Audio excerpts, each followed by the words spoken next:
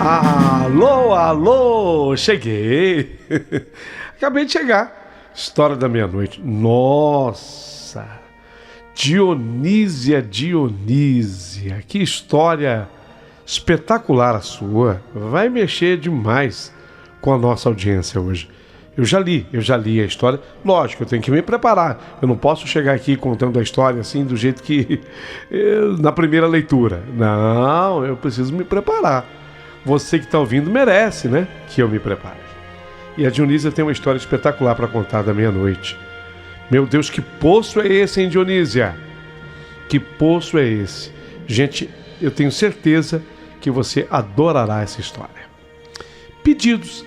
Eu sempre tenho pedidos para vocês. Primeiro, se inscreva no canal. Você vem aqui, ouve a história, o que para mim já é de grande ajuda. Muito obrigado mesmo pela ajuda imensa que você me dá.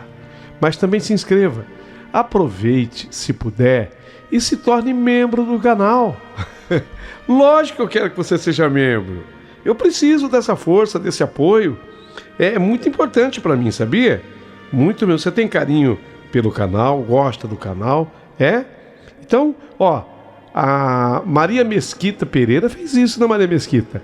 Ela é a nossa ouvinte membro mais fresquinha. A Márcia Camargo, ela é minha assinante diamante, gente, há mais de 6 meses, e ela reiterou seu desejo de continuar sendo. Muito obrigado, viu, minha amiga? E a Valéria Carvalho de Jesus também voltou a ser assinante. Faz 6 dias, né, Valéria? Obrigado aí pelo amor, tá? Paulinho, quero sim apoiar muito o seu canal, mas às vezes eu tenho dificuldade. Como é que eu faço para ser membro? Olha abaixo do vídeo todas as instruções e informações. Se em algum momento você achar complicado, falar, eu quero fazer um Pix para o canal. Simples.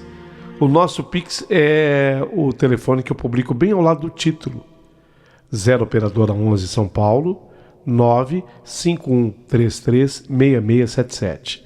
Esse telefone é a chave Pix e ele também é o nosso WhatsApp. Quando você quiser mandar um recado através do canal, é só usá-lo e você será muito bem-vinda, muito bem-vindo, ok? Pode até pedir a oração para a nossa querida Elza Maria, Dona Elza de Brasília. Dona Elza, não esqueça da senhora não, Dona Elza. A sua oração é muito poderosa, tem me ajudado muito e ajudado muitas pessoas.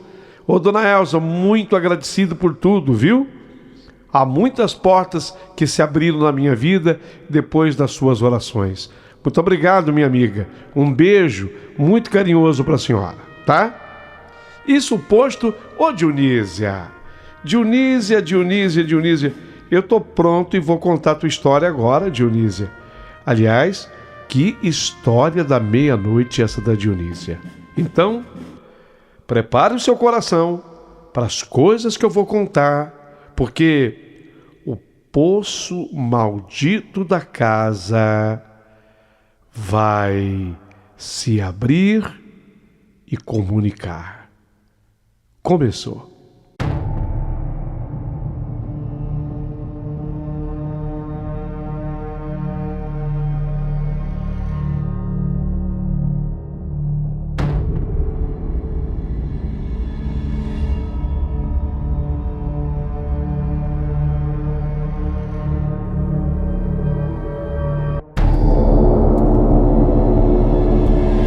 Querido amigo Paulinho Boa Pessoa, meu nome é Dionísia Braulino Silva e hoje eu quero lhe contar a minha história que de fato é muito impressionante.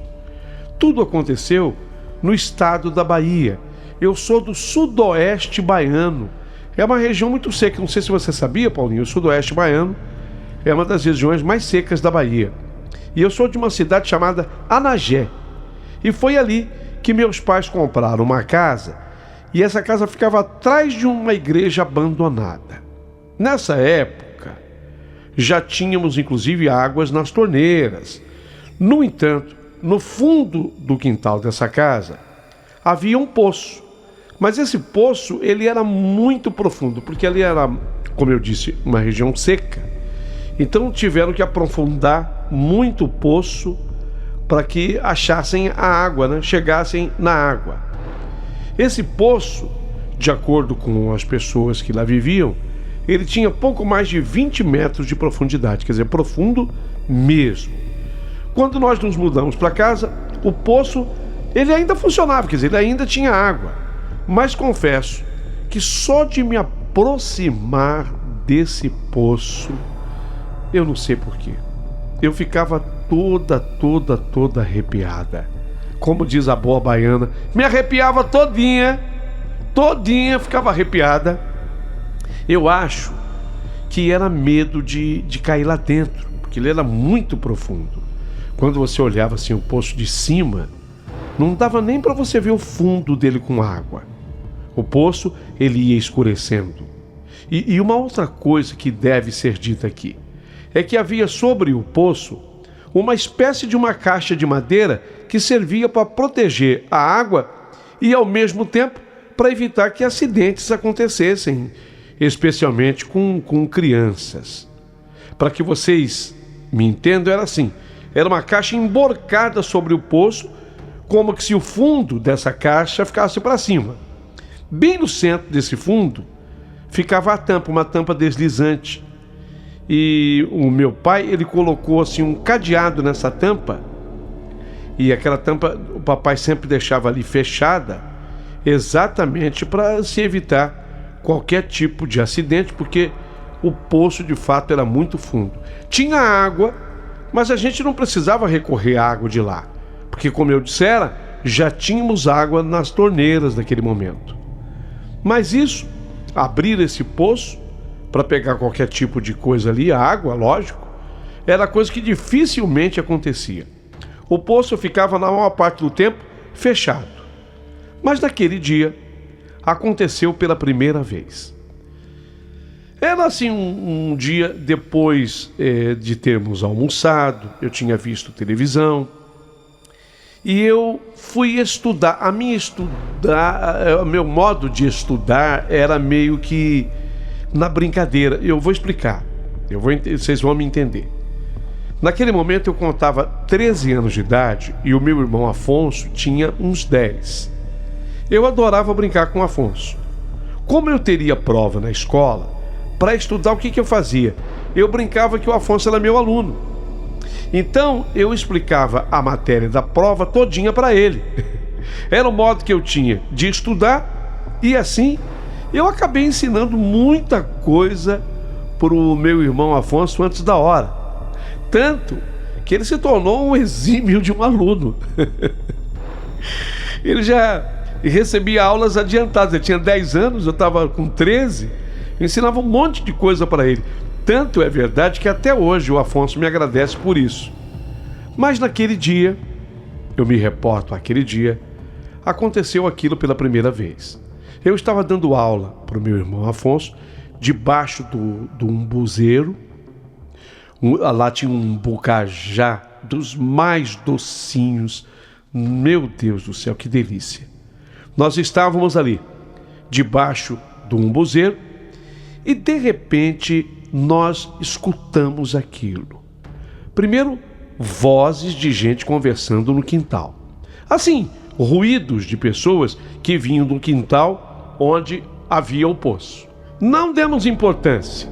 E eu segui dando as minhas aulas para o meu irmão Afonso. Isso foi primeiro. Achamos que a minha mãe tinha visita em casa, até que nós escutamos num tom de voz baixa nos chamarem. E o chamado foi exatamente assim: crianças, venham! Lógico que aquilo chamou a nossa atenção. Assim, descemos para o quintal, mas quando chegamos lá não tinha ninguém, absolutamente ninguém. Gritamos para nossa mãe perguntando o que estava acontecendo, aquele famoso mãe, que foi, mãe? Sabe aquele grito que criança normalmente dá? Mas não obtivemos nenhum tipo de resposta. Então, nós decidimos continuar brincando e subir as escadas, mas justo ao chegar na metade dos degraus, ouvimos a porta de entrada de casa se abrir. Era a nossa mãe, agora sim, chegando da vendinha com aquele macarrão para o jantar. Aqui um parênteses, tá? Era uma delícia o macarrão, a macarronada da minha mãe. Eu me lembro que o maço daquele macarrão era azul. Eu guardei isso na memória, pois nunca mais eu comi um macarrão igual. Então a minha mãe, ela estava acabando de chegar do armazém.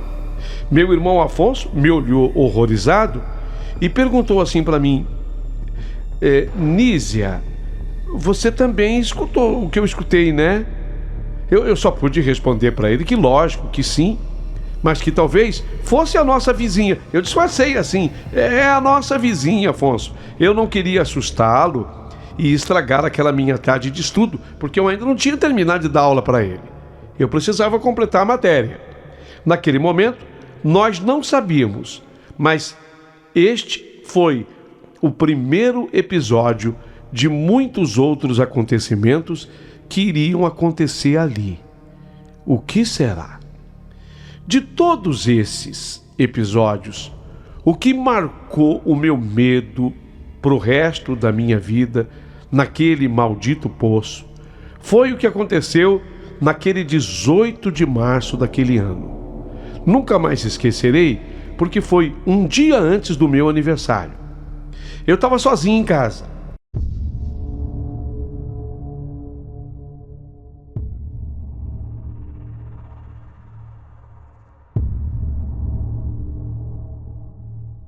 Meus pais e o meu irmão, o Afonso, eles tinham ido para uma cidade chamada Campo Belo. Essa cidade era próxima da nossa. É que a minha tia mais nova, ela morava lá, em Campo Belo. E ela tinha ganhado nenê. E a minha mãe foi dar uma força para ela, já que a minha mãe, ela era das filhas a mais velha e líder da família. O meu pai e o meu irmão foram juntos. E como eles só voltariam na terça-feira, eu teria prova na segunda, então eu não pude ir, e eu resolvi ficar sozinho em casa. Resolver ficar sozinho em casa para mim foi espetacular. Como todo adolescente, aquele seria o final de semana perfeito para mim. Afinal, era aquela coisa, vocês imaginem, eu chegando a 14 anos, eu teria casa só para mim, para desfrutar, estrear minha nova televisão. Mamãe havia comprado uma televisão e colocado no meu quarto. Eu estava numa felicidade imensa. Então eu parecia pinto no lixo, como gostava de brincar minha mãe. Eu estava tão feliz que eu parecia pinto no lixo. Foi assim. Eu estava na cozinha preparando a minha comida quando eu ouvi novamente aquela frase: crianças, venham! Mas desta vez eu ouvi bem perto do meu ouvido. Eu estava certa de que não havia ninguém naquele momento. Então eu tentei simplesmente não ouvir e fingir que aquilo não tinha acontecido. Sei que talvez isso nem faça sentido, mas foi assim que eu agi. Ignorei. Sabe, eu sozinho, foi um truque do meu cérebro, né? Para me proteger. Ignorei. Só que eu voltei a ouvir, alguns minutos depois, a mesma frase: crianças, venham. Só que agora a voz veio de longe. Aí o medo começou a tomar conta de todo o meu corpo. Aqueles sinais do medo, os arrepios. Ainda assim, eu ignorei, mas aquele seria o início do fim de semana mais aterrorizante de toda a minha vida. Eu terminei de comer, subi as escadas e justo no meio da sala, aí eu vi um vulto. Era um vulto negro com o braço direito estendido. O vulto estava imóvel e permaneceu assim até que eu olhasse completamente para ela. Eu digo ela, porque eu pude notar pela silhueta que era uma mulher. E eu fiquei olhando até que ela desaparecesse. Não sem antes eu ter ouvido mais uma vez: crianças, venham. Eu corri feito louca para o meu quarto. Tentei me acalmar, dar menos importância ao episódio. tentando acreditar que tinha sido apenas fruto da minha imaginação. Por algumas horas, tudo permaneceu calmo. Eu dei aquele suspiro e, como eu estava cansada, eu acabei tirando um cochilo. No entanto, eu não conseguia tirar da minha mente aquela voz. O que acabou com aquele meu cochilo foi ouvir alguém batendo à minha porta. Mas batiam de uma maneira que minha mãe sempre fazia igual. Assim, 4 vezes, meio que ritmada, sabe? Era assim que a minha mãe batia na porta. Era com esse ritmo peculiar, diferente.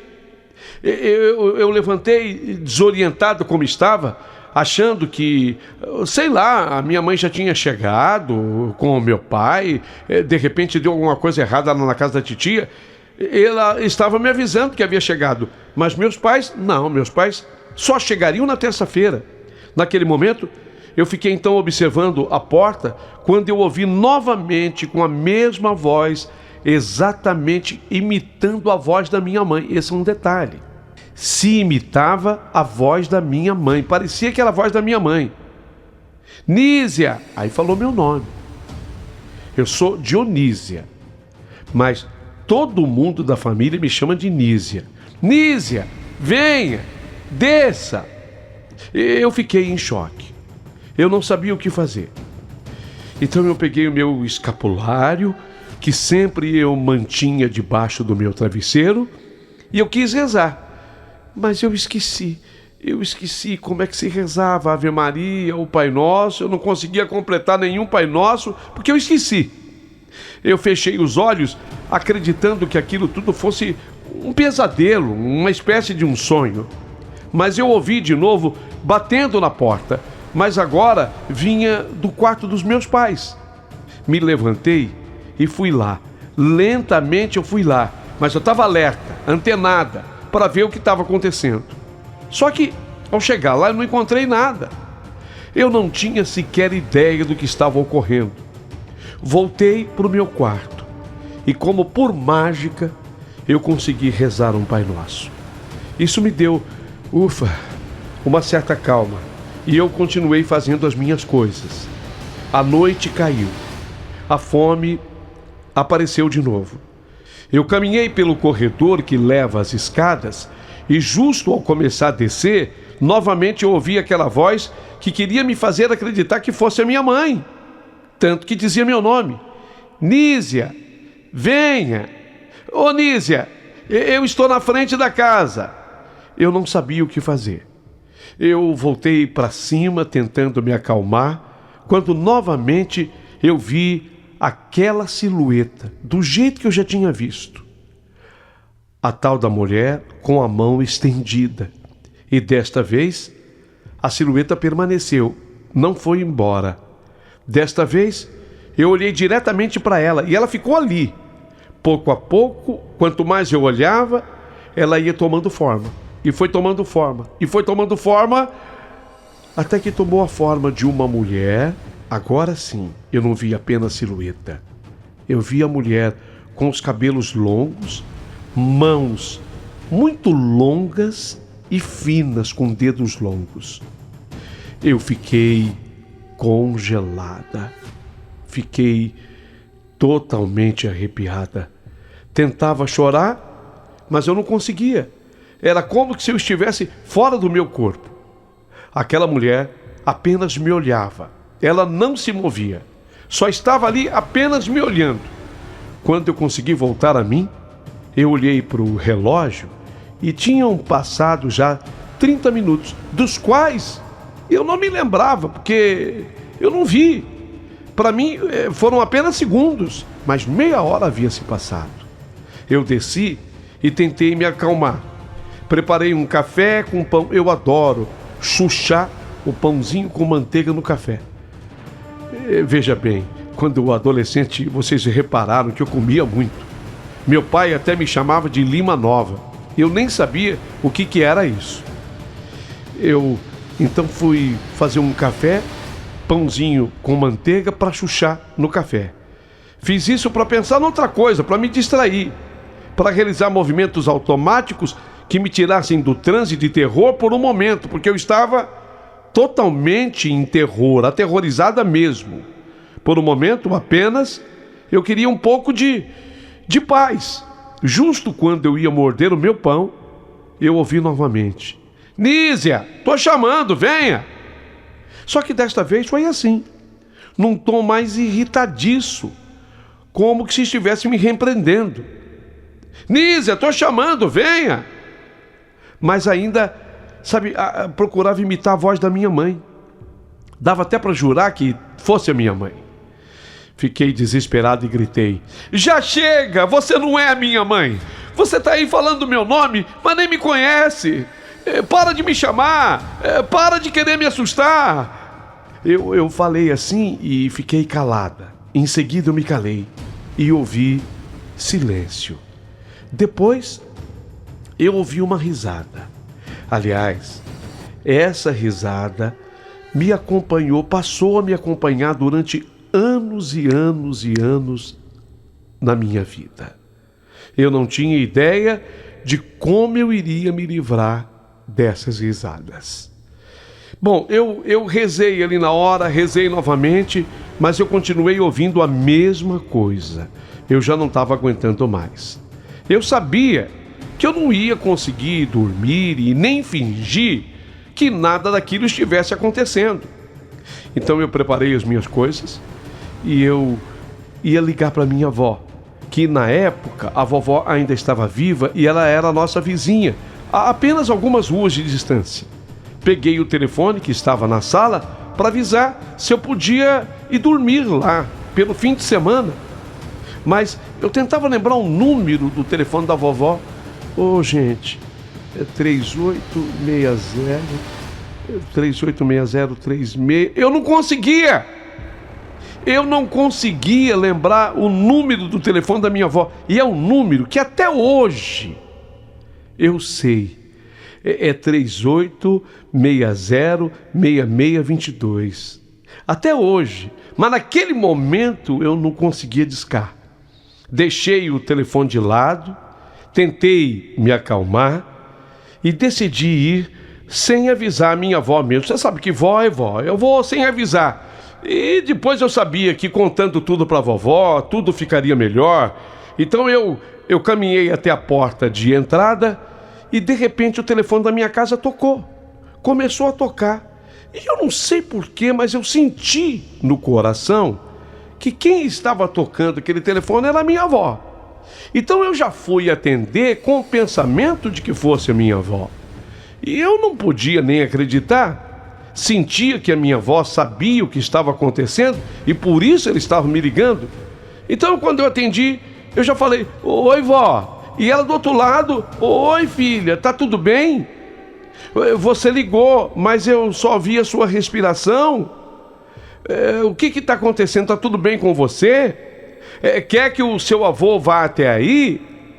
Justo quando eu ia responder que não, que estava tudo bem, eu voltei a ouvir: Nízia, vem aqui, Nízia, venha cá. Mas já não era mais a voz da minha mãe. Era uma outra voz. Aliás, era a mesma voz que tinha dado a risada. Eu corri, deixando as minhas coisas, tentei abrir a porta da sala para sair, porque eu queria ir na casa da minha avó. Quando eu tentei abrir, a porta da sala estava trancada. Eu usei minhas chaves, mas nenhuma delas conseguiu abrir a porta da sala. Era como se fosse uma outra fechadura. Eu não sabia o que fazer, mas por alguma razão eu me sentia segura ali, sabe? Era como que se eu ficasse dentro da sala eu jamais poderia ser atingida. Era como que se ali eu não pudesse sentir e nem ouvir nada. Finalmente, o cansaço me derrubou e eu dormi. Não sentia frio, não sentia nada, só dormi. E depois eu achava que tudo fosse um sonho, um pesadelo. Acordei com a brisa de uma chuva. Me lembro de ter olhado sim no relógio. Eram 3 horas da madrugada. Só que aí eu acordei já mais tranquila, apenas ouvindo o barulho da chuva que caía lá fora. Depois de ter descansado um pouco, eu pensei, puxa, ainda dá para eu ir para a casa da minha avó. Ainda dá para eu ir para a casa da minha avó.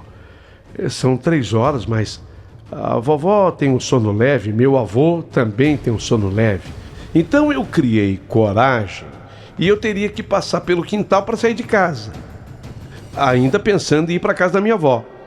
Mas quando eu abri a porta, que eu saí para o quintal, fiquei congelada.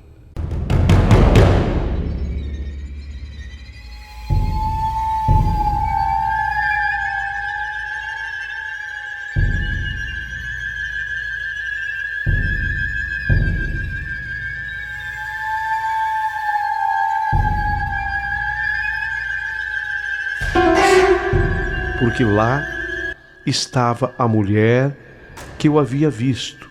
Ela estava junto ao poço, o braço direito estendido, apontando para o poço, e com um sorriso que eu conseguia ver, apesar da escuridão e apesar da chuva.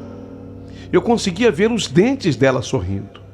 Vi que os lábios daquela mulher se moviam, mas eu não ouvia nada, como se ela quisesse que eu me aproximasse, fazendo assim a leitura labial. Ela estava dizendo, venha, sabe? Eu via claramente o lábio dela pronunciar, venha, escrevia no lábio, era uma leitura perfeita. A minha mente rezava, e o que eu fiz foi correr de volta para o meu quarto, me trancar. Eu sabia que já não faltava muito para amanhecer. Eram 3 e pouca quando eu tinha olhado no relógio pela última vez. Então eu fiquei ali, no quarto, com as luzes todas acesas. O amanhecer chegou e a chuva parou. Apaguei as luzes e, junto com o meu escapulário, eu desci como se nada tivesse acontecido. Não havia sinais de que alguém tivesse estado ali. Peguei as minhas chaves, as minhas coisas, não sem antes ver que a proteção daquele maldito poço não estava mais com o cadeado. Lembram que eu falei que meu pai sempre colocava um cadeado ali? Não estava o cadeado. Papai colocava o cadeado para evitar acidentes. Agora, sem saber quem tinha tirado o cadeado ali. Será que fui eu, naqueles momentos em que eu não sabia o que estava acontecendo? Ou teria sido aquela mulher, a mulher da minha visão, aquela entidade? Bem, eu só sei que deixei a minha casa para trás e eu fui para a casa da minha avó. Ela me recebeu com todo o seu carinho de sempre. Mas pasme você que está me acompanhando. A minha avó, ela não tinha me telefonado coisíssima nenhuma. Fiquei muito assustada quando eu falei para ela, vó, a senhora me ligou, né? Não. Ela disse, não te telefonei, não, Nícia. E aí, muito assustada e já com aquela minha voz de choro, e aí eu contei para ela toda a história que eu havia vivido naquelas últimas horas. E quando eu comecei a contar, a minha avó, Violeta, chamou o meu avô Januário. Ela queria que ele também escutasse tudo. A cada palavra dita por mim, eles se entreolhavam de uma maneira de quem estava admirado e surpresa com tudo que eu estava falando. Depois de eu ter relatado tudo, vovó chamou o meu avô para uma conversa em particular. Eu fiquei tomando o meu café com uma tapioca deliciosa que só a minha avó sabia fazer. Ao terminar a tapioca, a vovó me chamou.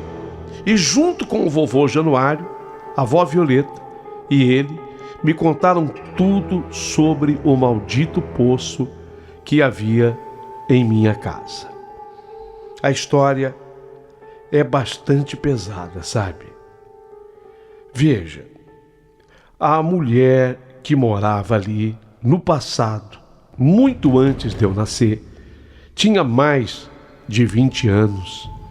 Ela morava, na verdade, naquele terreno. A casa era outra, a casa era de madeira. A nossa casa agora toda era alvenaria. O terreno era o mesmo, mas a casa era outra. O poço já existia, aquele mesmo poço. Então aquela mulher, num dia, ela chamou os 2 filhinhos dela. E ela chamou exatamente assim: crianças, venham! Crianças, venham! E os filhos, as crianças inocentes, foram para perto da mãe. Mas quando as crianças chegaram, ela jogou primeiro o menino e ficou segurando a menina que tinha apenas 4 anos. O menino de 6 e a menina de 4 foram atirados dentro do poço profundo. Em seguida, aquela mulher também pulou a mais de 20 metros de escuridão. Morreram todos no fundo daquele poço. Ela e os 2 filhos. A mulher havia feito tudo aquilo para se vingar do marido que havia engravidado uma outra mulher da cidade. Depois disso, o marido dessa mulher enlouqueceu e ele acabou internado num hospício e nunca mais dele se soube. Olha, ao ouvir essa história relatada pela minha avó e pelo meu avô, eu fiquei transtornada. E eu não queria mais voltar para a casa do papai e da mamãe. Fiquei até uns dias morando na casa da vovó. Depois disso, levaram um padre para rezar nesse poço. Mas sabe, a casa teve paz depois dessas orações. No entanto, é aquilo que eu relatei. Eu nunca mais deixei de ouvir aquelas gargalhadas, aquelas risadas daquela mulher. Eu não entendia o motivo, o porquê, mas ela sempre gargalhava, de modo que só eu era quem ouvia. Só. Algumas pessoas diziam que era fruto da minha imaginação, aquela coisa toda que alguém tenta querer explicar. Não, mas eu ouvia e aquilo me perturbava. Foi quando a minha avó, Violeta, ficou muito doente. A vovó estava desenganada. O câncer dos 2 pulmões a havia afetado de uma maneira muito trágica. E quando ela estava para morrer, a vovó me chamou. E a vovó me disse assim: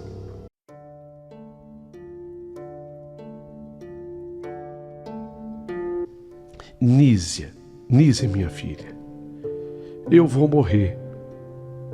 E quando eu morrer, eu vou resolver esse problema dessa risada que você escuta.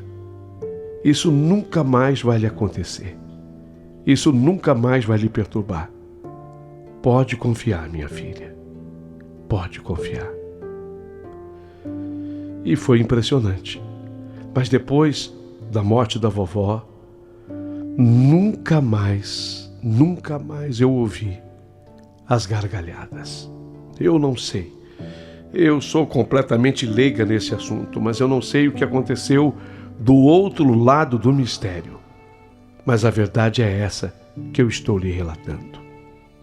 Meu querido amigo Paulinho Boa Pessoa, eu adoro esse teu canal. Eu já ouvi, maratonei todas as suas histórias. Olha que são quase 2.000, Paulinho. Quase 2.000. Eu já ouvi todas. E gostaria muito que as pessoas ouvissem a minha carta e que dessem a sua sincera opinião. Minha família inteira me chama de Nízia. E eu gosto de ser chamada Nízia, embora o meu nome seja Dionísia Braulino Silva. Ainda moro no estado da Bahia, só que eu acabei me mudando de lá. Vim para uma região muito gostosa, litorânea, Ilhéus, que é um lugar excepcional. Beijos a todos e aguardarei os comentários sobre a minha história.